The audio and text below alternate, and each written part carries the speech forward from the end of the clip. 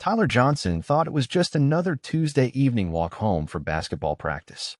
He had no idea that in the next 2 hours, his life would be turned completely upside down by one racist cop's worst decision ever. What started as a simple case of mistaken identity quickly spiraled into something much darker. Officer Brad Mitchell decided to arrest an innocent 17-year-old boy, even after the real criminal had already been caught. Even after the radio crackled with proof that Tyler had nothing to do with any crime. But Mitchell didn't know who he was messing with. He had no idea that Tyler's father wasn't just any concerned parent rushing to the police station. He had no clue about the kind of power this man wielded or the devastating consequences that were about to rain down on his career. When Tyler's dad walked into that police station, everything changed. The tables didn't just turn, they completely flipped. What happened next was the kind of karma that hits so hard and so fast that it leaves everyone in the room speechless. By the time this night was over, careers would be destroyed, federal investigations would be launched, and one corrupt cop would learn the hardest lesson of his life. Sometimes justice comes from the most unexpected places, and sometimes the people you choose to target have connections that can end your world with a single phone call. It's 6:47 p.m. on a Tuesday evening in Westbrook Heights, one of those neighborhoods where every lawn looks like it belongs in a magazine, and every house costs more than most people make in a decade. The kind of place where a 17-year-old black kid walking down the sidewalk apparently becomes a threat just by existing. Tyler Johnson adjusts his backpack strap and picks up his pace. Practice ran late again, and he knows his mom gets worried when he's not home by 7. The basketball bounces rhythmically against his leg as he walks, a sound that's become as natural as breathing after 12 years of playing the sport he loves. His Westbrook High hoodie is pulled up against the October chill, and his headphones pump out music that helps him forget about the chemistry test he's definitely going to fail tomorrow. He has no idea that 3 blocks away, Officer Brad Mitchell is having the worst day of his 15-year career. Mitchell's been passed over for promotion again, his wife filed for divorce last month, and his captain just chewed him out for his attitude problem. The 43-year-old cop is cruising through the upscale neighborhood, radio crackling with reports of a robbery that happened 20 minutes ago on the other side of town. The description comes through clear as day. White male, approximately 19 years old, brown hair, wearing a red baseball cap and jeans. The suspect broke into a convenience store, grabbed $200 from the register, and disappeared into the night. But Mitchell's mind is elsewhere, stewing in his own frustration and looking for someone to take it out on. That's when he sees Tyler. The patrol car's engine growls as Mitchell makes a sharp U-turn, his headlights cutting through the growing darkness. Tyler notices the car behind him, but doesn't think much of it. Police patrol this neighborhood regularly, and he's lived here his whole life. His parents moved to Westbrook Heights when he was 5, wanting to give their kids the best opportunities possible. They scripted and saved for years to afford the mortgage on their modest 4-bedroom house, the smallest one on the block, but still their dream home. Tyler's almost to his street when the red and blue lights explode behind him. The siren's brief chirp makes him jump, and he turns around to see the patrol car pulling up to the curb. His heart starts pounding, not because he's done anything wrong, but because he's heard too many stories that start exactly like this one. Officer Mitchell steps out of the car, his hand already resting on his service weapon. He's a big man, 6'2", with the kind of build that comes from years of gym work and protein shakes. His uniform is crisp, his badge polished, and his expression is already set in that particular scowl that says he's made up his mind about something before he's even heard the facts. "Hey you," Mitchell calls out, his voice carrying the kind of authority that expects immediate compliance. "Stop right there." Tyler stops walking and turns around fully, pulling his headphones down around his neck. "Yes, sir." "Put your hands where I can see them." Tyler raises his hands slowly, the basketball still tucked under his left arm. "Is there a problem, officer?" Mitchell approaches with the swagger of someone who's used to being obeyed without question. "There's been a robbery in the area. You match the description of the suspect." Tyler's stomach drops. He's heard this before, not to him personally, but to his older cousin Marcus, who got stopped 3 times in 1 month for matching descriptions of suspects who looked nothing like him except for the color of their skin. "I think there's been a mistake, sir. I'm just walking home from basketball practice." "Basketball practice, huh?" Mitchell's eyes narrow as he looks Tyler up and down. "Convenience story. Turn around and put your hands on the car." "Officer, I live right down the street. I can show you my school ID, my house key, Anything you need to verify who I am. But Mitchell's not interested in verification. He's interested in control, in having someone to push around after being pushed around himself all day. I said turn around and put your hands on the car. Don't make me repeat myself. Tyler's training kicks in, the conversations his parents had with him since he was old enough to understand. Stay calm, be respectful, don't make sudden movements, and pray that common sense prevails. He turns around and places his hands on the hood of the patrol car, the metal cold against his palms. Mitchell begins patting him down roughly, much more aggressively than necessary. What's in the backpack? School books, my water bottle, and some snacks. We'll see about that. Mitchell yanks the backpack off Tyler's shoulders and dumps the contents onto the sidewalk. Textbooks, notebooks, a graphing calculator, a half-eaten sandwich, and a water bottle scattered across the concrete. Nothing remotely suspicious, nothing that could possibly be connected to any crime. Mrs. Henderson, the elderly woman who lives across the street, comes out onto her porch. She's known Tyler since he was a little boy, watched him grow up, seen him mow lawns and shovel driveways for spending money. She knows exactly what kind of kid he is, and what she's seeing doesn't make sense. Tyler, honey, are you okay? She calls out. Ma'am, please go back inside, Mitchell snaps. This is police business. But Mrs. Henderson doesn't go inside. She's lived through too much history to back down now. She stays on her porch, watching, bearing witness to something that shouldn't be happening in her neighborhood or anywhere else. Mitchell continues his search, growing more frustrated by the second. There's nothing here, no evidence of any crime, no justification for what he's doing. But he's in too deep now to admit he made a mistake. Where were you 20 minutes ago? In the gym at school. We had practice until 6:30. Anyone can verify that. Yes, sir. My coach, my teammates, about 15 other people. Mitchell's radio crackles to life. Unit 7, we have an update on the robbery suspect. Security footage shows a white male, approximately 19 years old, brown hair, wearing a red baseball cap and jeans. Last seen heading east on Maple Street. Tyler's heart jumps. The description doesn't match him at all. Not even close. He's black, 17, wearing a hoodie, and he's never owned a red baseball cap in his life. Surely this clears everything up. But Mitchell doesn't seem to hear the radio, or he's choosing to ignore it. Instead, he grabs Tyler's arm and starts walking him toward the patrol car. Let's take a ride down to the station. We'll sort this out there. Officer, didn't you hear your radio? The description doesn't match me at all. I heard what I heard. You're coming with me. Tyler's mind races. This is spiraling out of control fast. Can I please call my parents? You can call them from the station. Mitchell opens the back door of the patrol car, the same door that's transported actual criminals, and motions for Tyler to get in. The 17-year-old boy who just 20 minutes ago was worried about a chemistry test is now being treated like a dangerous felon for the crime of walking home while black. As Tyler reluctantly slides into the back seat, he catches sight of Mrs. Henderson still standing on her porch, her phone pressed to her ear. She's calling someone, probably his parents, definitely not staying silent about what she's witnessing. Mitchell slams the door shut and walks around to the driver's side. As he gets in, his radio crackles again. All units, robbery suspect has been apprehended on Maple Street. Kevin Thompson, 19 years old, white male, found in possession of stolen cash and matching security footage description. Case closed. Mitchell turns down the radio volume. Tyler, sitting in the back seat, hears everything. The real suspect has been caught. His name is Kevin Thompson, he's white, and he's nothing like Tyler in any way that matters. This should be over. The handcuffs should come off, the apologies should start, and Tyler should be free to go home to his worried parents. But Mitchell's pride is wounded. He's made a mistake, a big one, and admitting it now means facing the consequences of his actions. It means explaining to his supervisor why he arrested an innocent teenager based on a description that didn't match.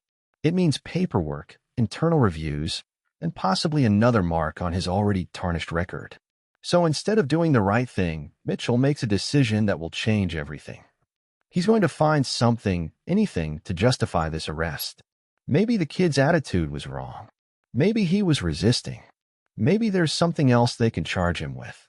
He starts the engine and pulls away from the curb, leaving Tyler's scattered school supplies on the sidewalk like evidence of innocence abandoned. Tyler sits in the back seat, his hands shaking slightly as reality sets in. He's being arrested for absolutely nothing. The real criminal has been caught, his alibi is rock solid, and yet he's still heading to the police station in handcuffs. This is how it happens. This is how innocent people get caught up in a system that's supposed to protect them.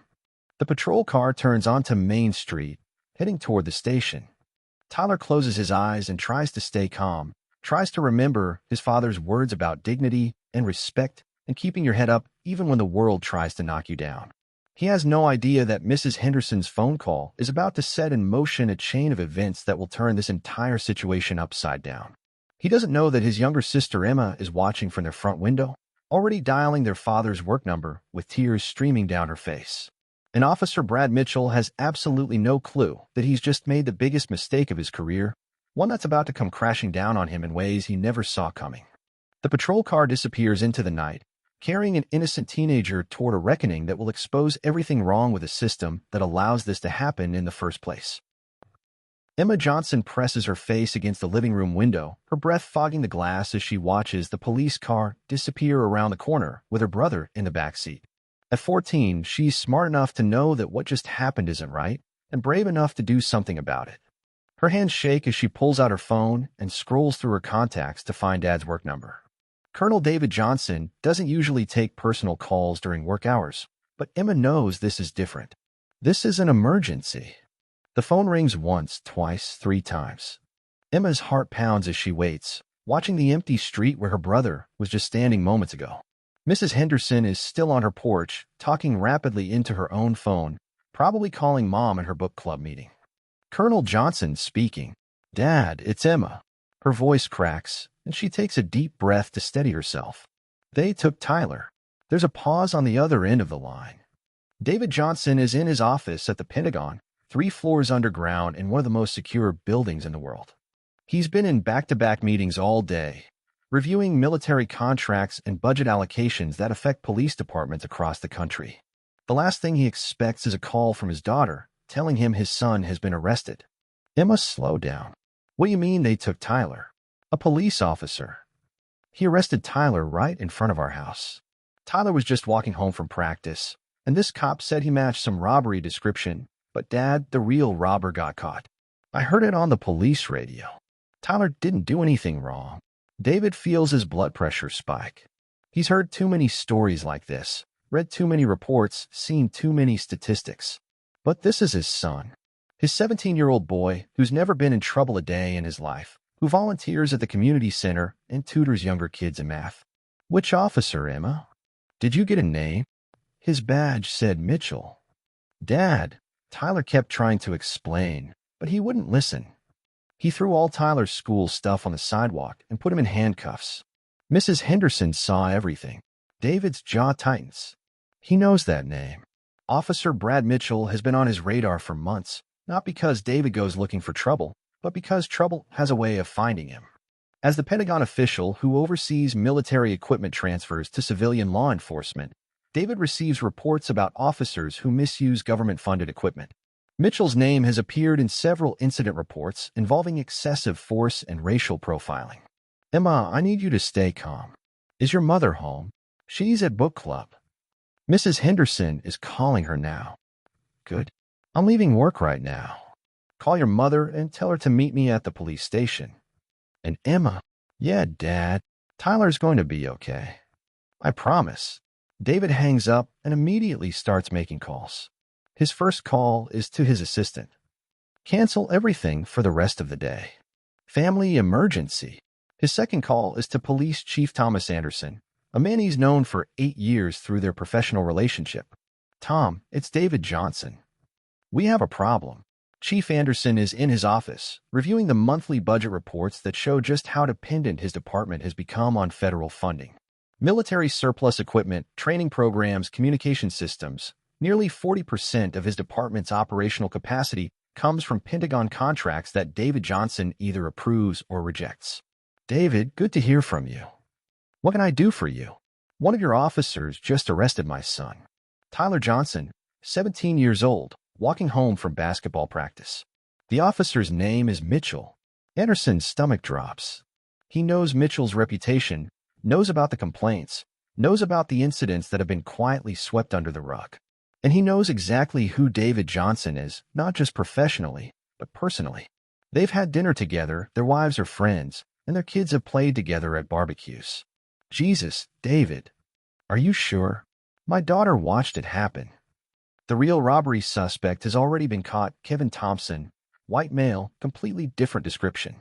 Your officer Mitchell arrested my son anyway. Anderson pulls up Mitchell's file on his computer. 3 complaints in the past 6 months, 2 for excessive force, 1 for racial profiling. All of them quietly resolved with additional training and written warnings. The kind of pattern that creates liability for the department and headlines for the newspapers. Where's Tyler now? In the back of Mitchell's patrol car, heading to your station.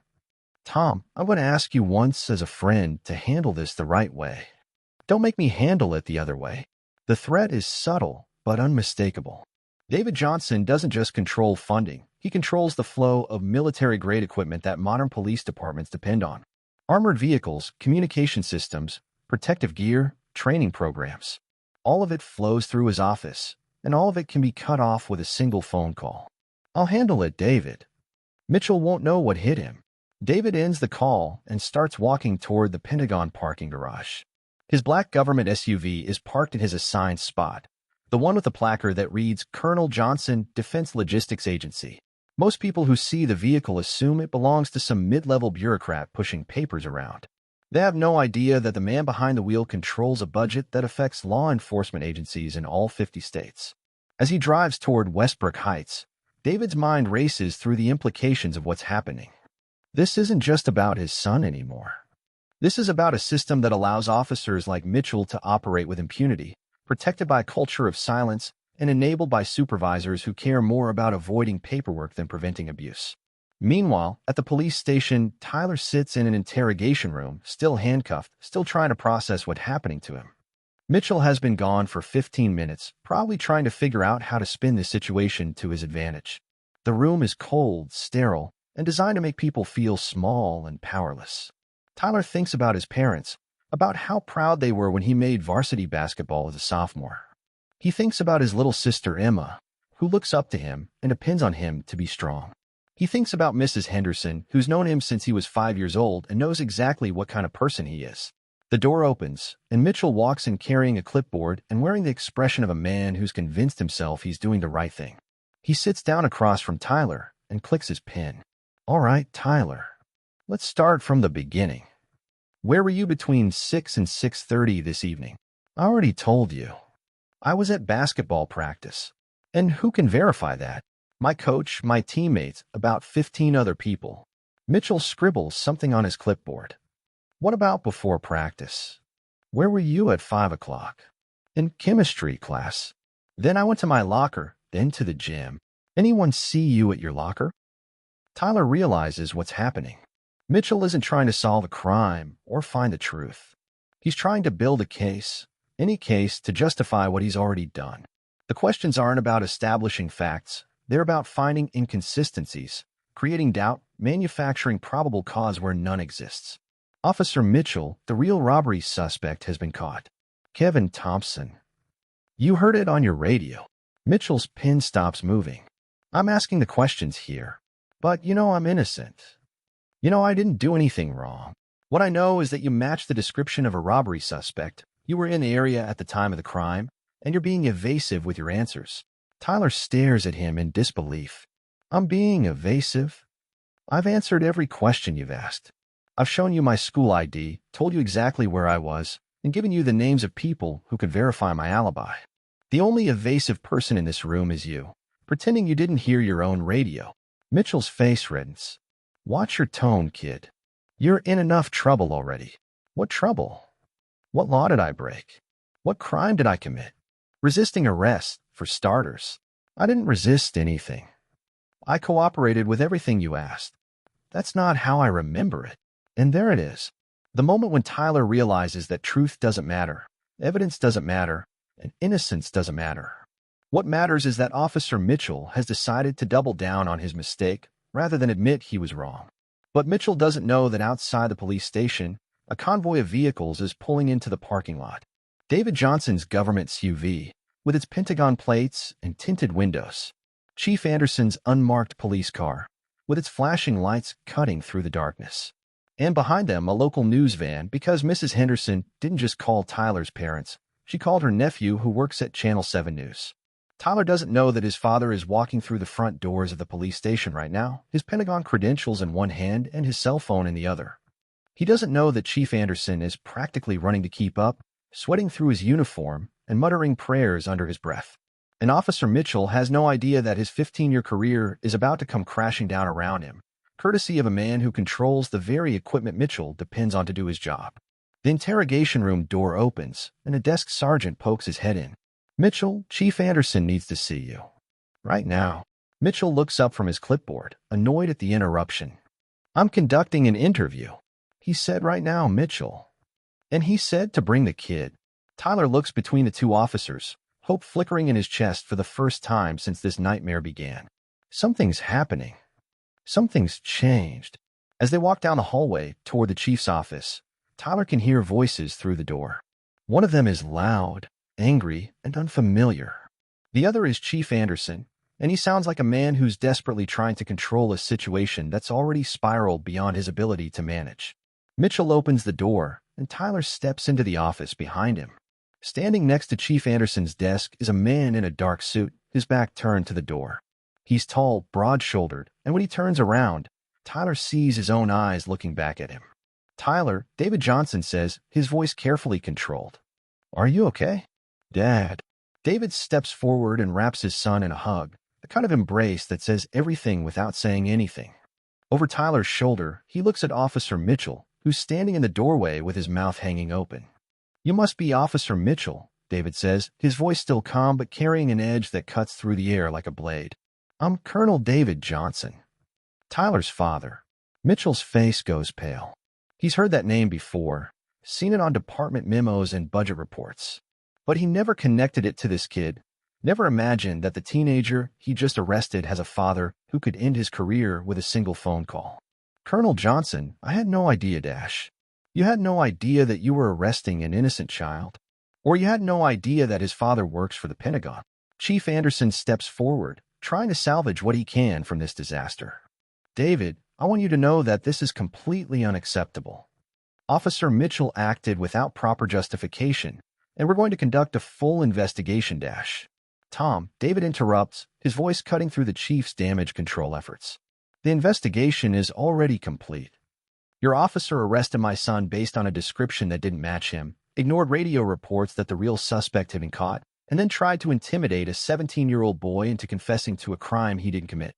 Mitchell tries to speak up. "Colonel Johnson, if you'll just let me explain, Dash." "Explain what?" "Explain how you heard the radio report about Kevin Thompson being arrested and chose to ignore it. Explain how you decided to arrest my son anyway. Explain how you've been using Pentagon-funded equipment to harass innocent citizens." The room falls silent. Tyler looks back and forth between his father and the officer who just spent the last hour trying to destroy his life. The power dynamic has shifted so completely that it's almost surreal. David pulls out his phone and starts scrolling through his contacts.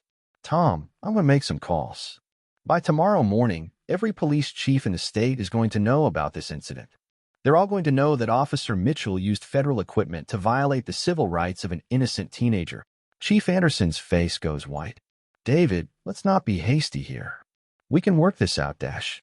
Work it out. Your officer just cost this department its credibility, its federal funding, and possibly its accreditation. What exactly are we going to work out?" Mitchell finally understands what's happening. This isn't just about one arrest gone wrong. This is about a man who has the power to cut off the flow of federal resources that keep modern police departments operational. The radios, the vehicles, the protective equipment, the training programs, all of it depends on maintaining good relationships with people like David Johnson. "Sir, I made a mistake. I'm willing to admit that." David looks at him with the kind of cold fury that comes from watching your child be treated like a criminal. "You're willing to admit it now.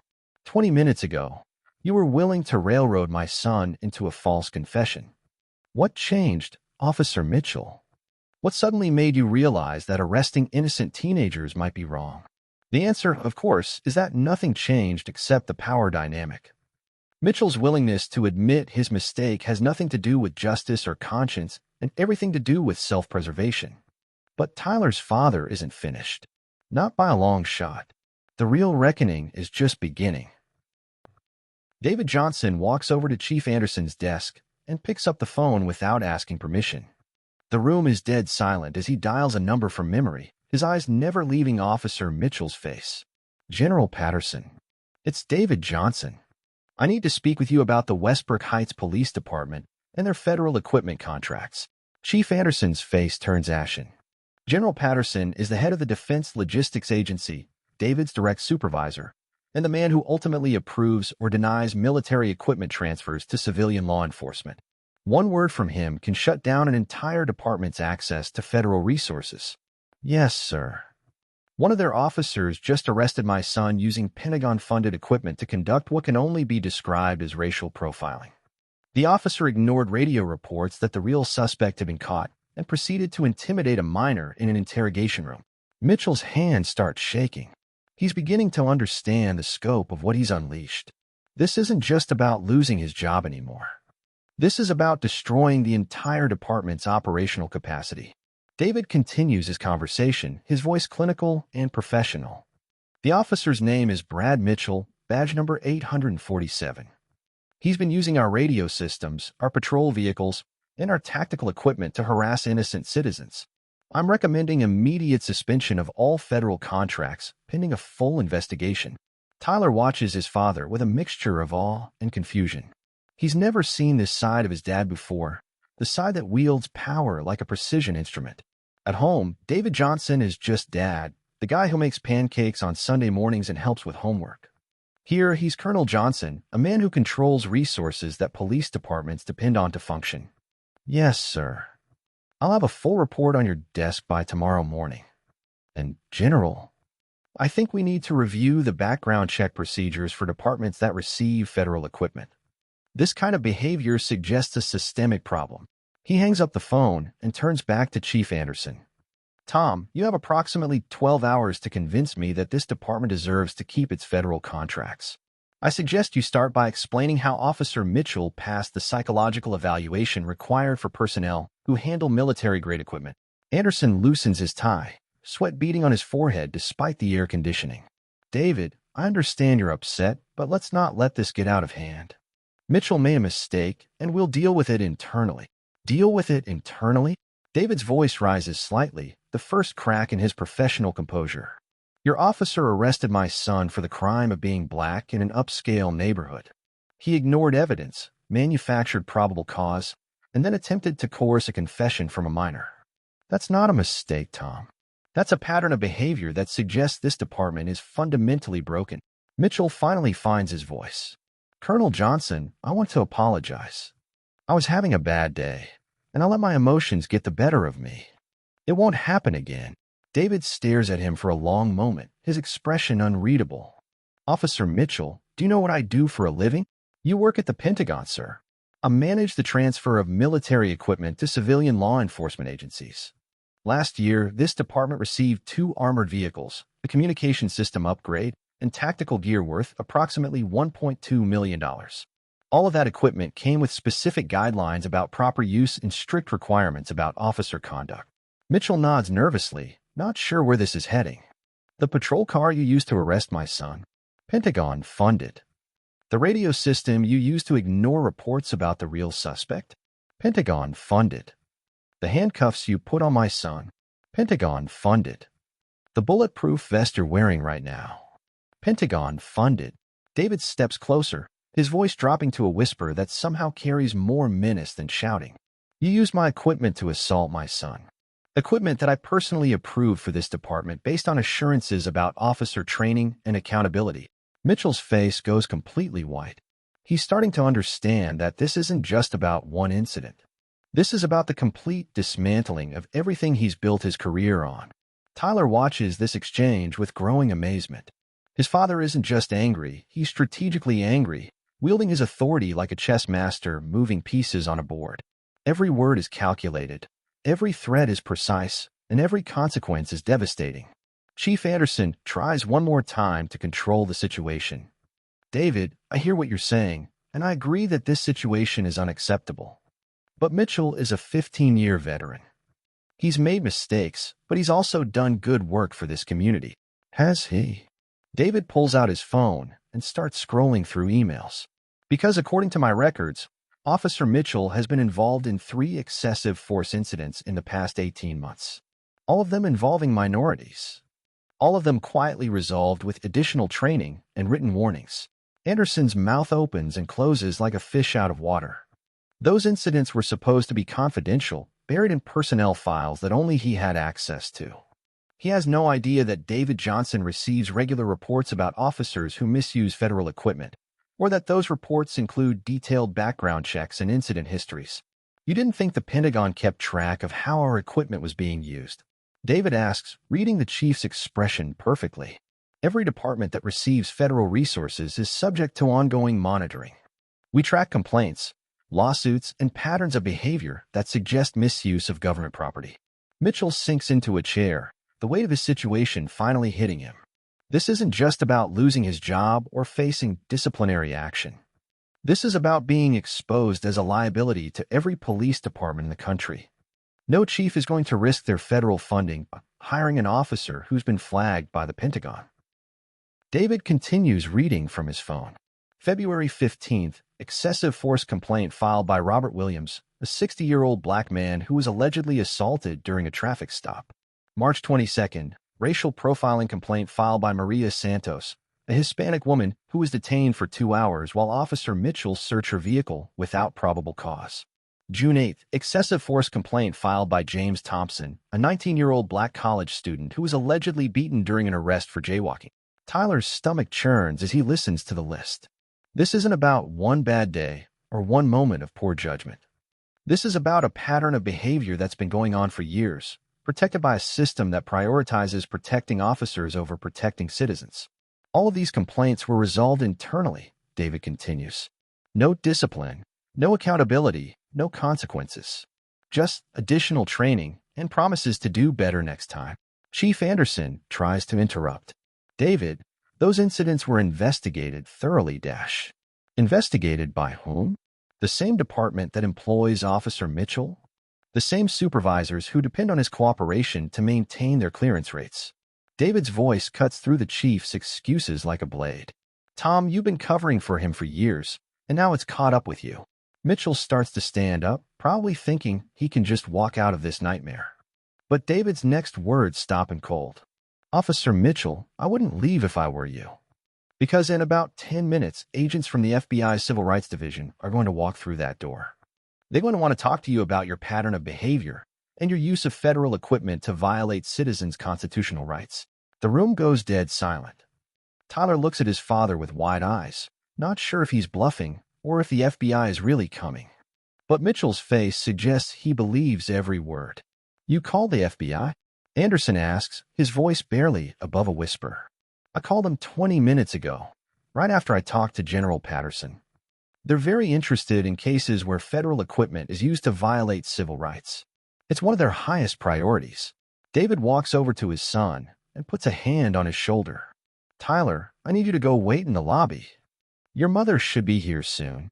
Tyler nods and heads for the door, but he stops and turns back to look at Officer Mitchell one more time. The man who seemed so powerful and intimidating an hour ago now looks small and broken, hunched over in his chair like a deflated balloon. As Tyler leaves the office, he hears his father's voice one more time, cold and final. Officer Mitchell, you have exactly 5 minutes to turn in your badge and your service weapon. After that, you're no longer a police officer. You're just a private citizen who's about to be arrested for civil rights violations. Tyler walks down the hallway toward the lobby, his mind reeling from everything he's just witnessed. The last hour has been like watching a movie, seeing his father transform from dad into Colonel Johnson, a man with the power to reshape entire institutions with a few phone calls. In the lobby, he sees his mother rushing through the front doors, her face tight with worry and anger. Behind her, Mrs. Henderson is talking to a reporter from the local news station, her voice carrying across the room as she describes what she witnessed. Tyler's phone buzzes with a text message from his best friend, Jake. Dude, you're on the news. Channel 7 is saying you got arrested, but your dad is some kind of Pentagon big shot who's shutting down the whole police department. Is this real? Tyler looks around the lobby, but the chaos his arrest is unleashed. Reporters, federal agents, and worried parents are streaming through the doors. What started as one racist cop having a bad day has become a federal case that's going to reshape how police departments across the country think about accountability and consequences. His mother reaches him and pulls him into a fierce hug. "Tyler, baby, are you okay? Did they hurt you?" "I'm okay, Mom." Dad's handling it. Through the glass doors of the chief's office, Tyler can see his father still standing over Officer Mitchell, who's now placing his badge and gun on the desk with shaking hands. Chief Anderson is on the phone, probably calling his lawyer or his insurance company, or both. The front doors of the police station open again, and three people in dark suits walk in. FBI agents, Tyler realizes, here to investigate the civil rights violations his father called in. They walk past him without a glance, focused on their target. Tyler's mother follows his gaze and watches the agents disappear into the chief's office. "Your father doesn't mess around when it comes to protecting his family. I never knew he had this kind of power. Your father controls billions of dollars in federal contracts. Police departments, military bases, defense contractors, they all depend on his approval to function. Most of the time, he uses that power to help people. But when someone threatens his family..." She trails off, watching through the glass as the FBI agents introduce themselves to Officer Mitchell. Tyler thinks about everything that's happened in the past 2 hours. He went from being a normal teenager walking home from basketball practice to being at the center of a federal investigation that's going to make national news. All because one racist cop decided to take out his frustrations on an innocent kid. But as he watches his father shake hands with the FBI agents, Tyler realizes that this story isn't really about him. It's about a system that allowed Officer Mitchell to operate with impunity for years, protected by supervisors who cared more about avoiding paperwork than preventing abuse. His father didn't just save him from one bad cop. He exposed a pattern of corruption that's been hiding in plain sight, protected by a culture of silence, and enabled by supervisors who prioritize loyalty over justice. The chief's office door opens, and Officer Mitchell walks out, no longer wearing his badge. He's flanked by 2 FBI agents, his hands cuffed behind his back. He doesn't look at Tyler as they escort him toward the exit, his career and his freedom disappearing in the span of an hour.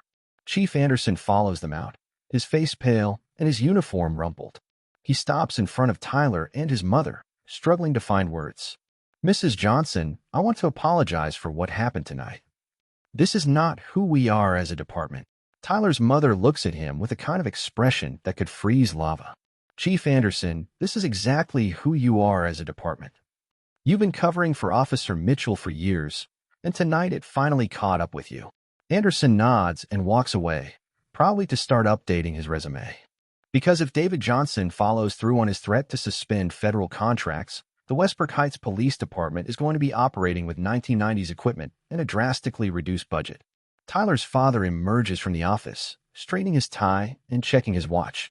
He looks like a man who's just finished a routine business meeting, not someone who's just destroyed multiple careers and triggered a federal investigation. "Are we ready to go home?" he asks, as if nothing unusual has happened. As they walk toward the parking lot, Tyler realizes that the real story isn't about what happened to Officer Mitchell. It's about what happens next when word spreads through law enforcement circles that there are consequences for abusing power and that some people have the authority to enforce those consequences. The black government SUV pulls out of the police station parking lot, leaving behind a department in chaos, a community that's about to discover that justice sometimes comes from the most unexpected places. Tyler looks back at the station one more time, watching as more FBI agents arrive to begin their investigation. Tomorrow, this story will be on every news channel in the country. A black teenager wrongfully arrested, his father's swift and devastating response, and the complete dismantling of a corrupt system that thought it was untouchable. But tonight, Tyler Johnson is just a 17-year-old boy going home with his parents, safe and sound, while a man who tried to destroy his life sits in a federal holding cell, contemplating the wreckage of his career and wondering how he ever thought he could get away with it. The karma wasn't just swift, it was absolute.